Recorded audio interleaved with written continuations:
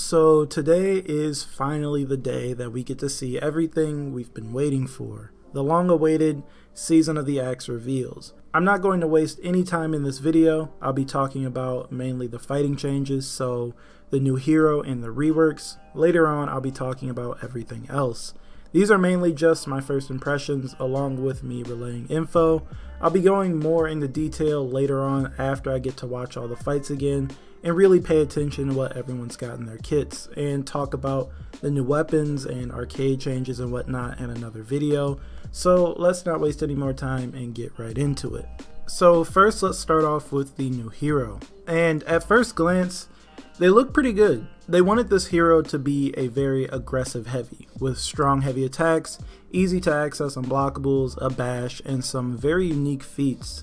So this time around, we didn't see any sort of new gimmick or nothing profoundly unique like we saw with Blackprior's Bulwark counter or things like Nusha's Trap or Jangjun's Sifu stance. They wanted Sakura to be able to finish opponents off and look to pick off low health opponents to land executions with. She has access to an infinite heavy chain, a kick that can be charged, feinted, or let go early like Warden's Shoulder Bash.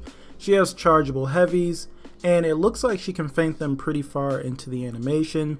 She's got hyper armor, soft feints, and can follow up heavies with her kick that guarantees another heavy. And charging the kick turns it into a sweep that guarantees a light attack. She looks like a mix between Shigoki and Raider.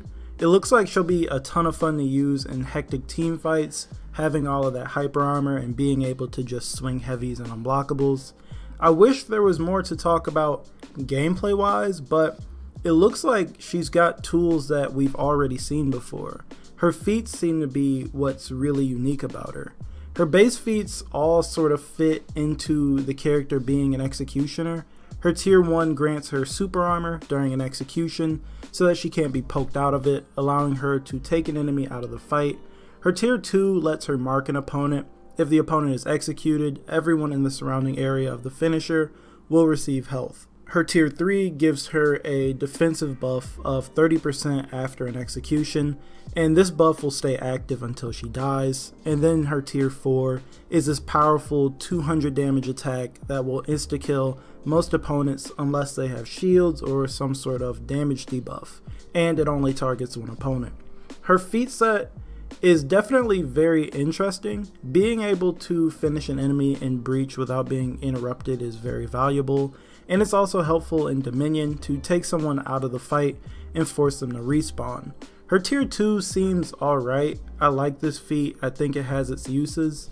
The tier 3 seems pretty powerful. I wonder what sort of perks she'll have. Maybe one of them will complement it when she's on a zone.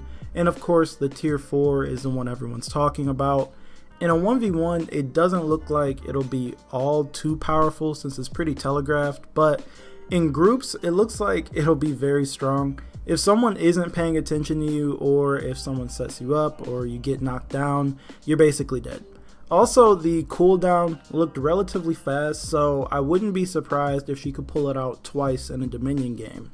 Overall, I really like the way this new hero looks. I like her voice in combat, and I like the way she moves.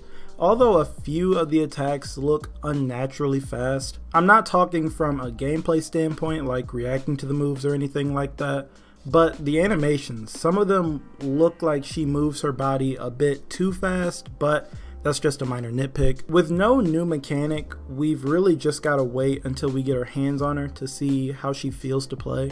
As I said, these are all mechanics we've seen for the past 2 years, so we can all sort of make our own assumptions here. I was expecting a bit more on the creative side, but maybe she'll just be really good with what she has. Now into the reworks. There was nothing really new added onto either hero. Yubi just tried to improve upon what these heroes already have. So Lawbringer is up first. So far the reception has been mixed on this one. He's had a number of changes. The first big change they made on Lawbringer was removing shove on block. We all knew this was coming, as it was just a mechanic that slowed the game down. Another change is that both Long Arm and Impale are now interruptible. Again, these are necessary changes, as those moves would basically guarantee a kill if there were teammates around. They gave Lawbringer some new chains, a heavy chain, a heavy light chain, which will help him put some more pressure on his opponents, along with a few of his other changes, as now all of his heavy finishers are unblockable. They also made some changes to his light attacks, so his side light openers are now enhanced, meaning that they don't bounce on block and allow him to continue his strings if his opponent blocks them. And another change they made was making his top light 400 milliseconds for both the opener and the second chain light, while the rest are 500 milliseconds. This is a change I definitely was not expecting. On top of this, Lawbringer can now access his shove after a heavy, even after a whiff, and when he lands a shove, you get a guaranteed light. So they basically removed that mix-up he had after the shove, where you could throw a light, heavy, or a guard break if you thought your opponent was going to dodge. After a parry, his light is now a chain starter, and he can use Make Way, which has been buffed to become an unblockable, so that he can attack opponents surrounding him. Those are the highlights of his new quote-unquote moveset, and I can't really tell you how great he'll be in 4s, but I know for a fact that if a player really wants to, Lawbringer can be extremely annoying in duels now, with his top light being sped up. I know people are going to be happy about his top light being 400 milliseconds, but the first thing I thought about were those Lawbringers who love to unlock and go for the Impale or top light. Now that's basically going to be tougher to deal with. I'm also surprised that they didn't give him any hyper armor on any of his heavies. I thought that they'd give it to him because of all the armor he's wearing, or give him something like they did with Raider, which we'll get to in a second, but I guess not. Lawbringer will definitely be a better duelist for sure. He can apply some pressure as he's faster than he was before, and can get to his unblockable much faster and with more ease. I think some people are going to be a bit disappointed that the shove is no longer a mix-up and instead just guarantees a light. Also, long arm doesn't really have any use now other than it being stylish and maybe allowing a teammate to get one free hit in. They did make some really good changes for Lawbringer, and they made a few changes that were a bit questionable.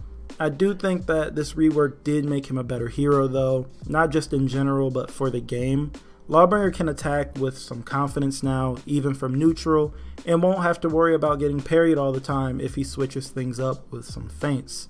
I don't think it's just a flat out nerf like some people are saying. It's just that nothing really stands out. There's nothing that makes anyone go wow with this rework. But again, we haven't played it yet, so we'll all just have to wait until we get our hands on it before we see how much better or worse he is. Now on to Raider. In short, Raider is now just faster and stronger. There's no new moves here other than changing the animation on his neutral zone.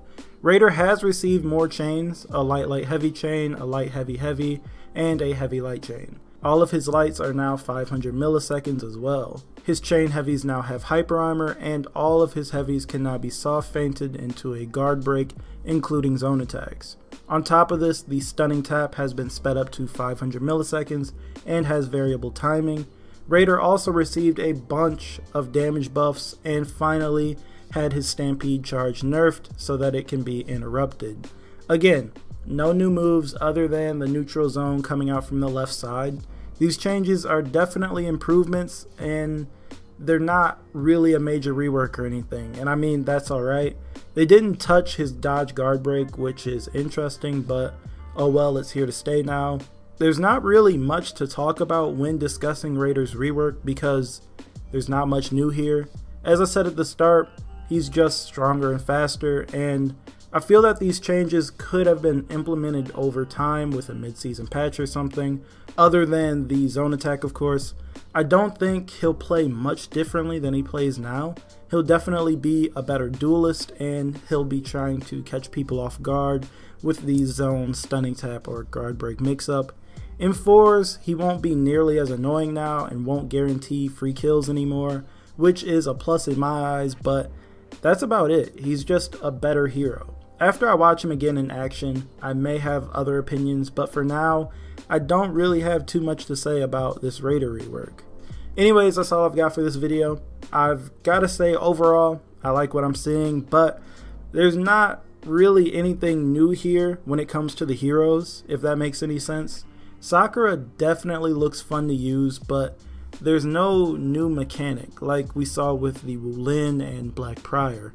I'm definitely going to use her though, as I do like her style. As for the reworks, I'm not totally in love with them just yet, but then again, that may be because I haven't touched them yet, but I don't think my opinion will change too much. Lawbringers definitely had more to it than Raiders did, and I can say that I really wish that at least one of them had received at least one new move.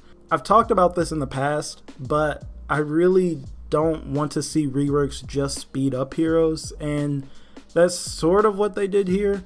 Lawbringer, I wanted to see more armor, and I'm not really sure what I wanted to see on Raider, but I mean, I guess they'll both work and be better heroes now. They just won't be really stylish or exciting to use in the first couple of weeks after the season drops.